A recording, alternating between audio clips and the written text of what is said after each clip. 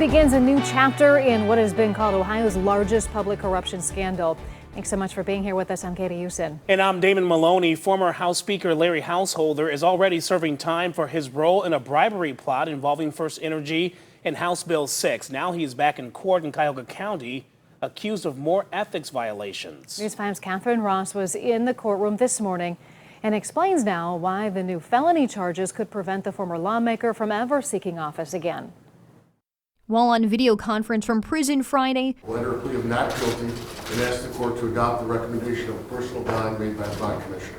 Larry Householder's legal team enters a not guilty plea to 10 felony charges. Once the top lawmaker in the Ohio House of Representatives, Householder is now serving a 20-year federal sentence for his role in a bribery plot involving First Energy and House Bill 6. Householder is being charged with different crimes in connection with HB 6 under state law than he was under federal law. The 10 new felony charges include theft in office, tampering with evidence, money laundering, and more.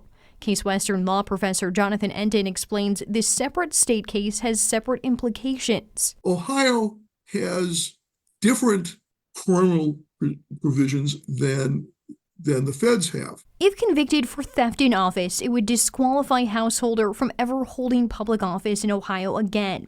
The former speaker is currently appealing his federal conviction, and Attorney General Dave Yost says some are nervous. Should the conviction be overturned on appeal, he might well try for a third bite at the apple, a possibility that legislators have raised in private with me, citing deep concern. While announcing the state charges this spring, Yost's office said the Summit County prosecutor called for an investigation by the Ohio Organized Crime Investigations Commission. Investigators there say they discovered Householder stole $750,000 from a campaign account to pay his legal fees from the federal trial. The evidence will demonstrate that Mr. Householder was aware that he did not have the authority to pay for his criminal defense with his money from his supporters in his campaign account.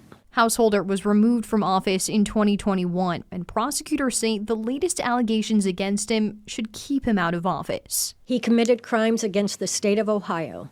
He violated his oath of office. He committed offenses against justice and public administration, and he violated the trust of the people who financially supported his campaign and the trust of the people of Ohio. Both the state and defense attorneys declined to comment on the case today. Householder is set to make his next court appearance in late June.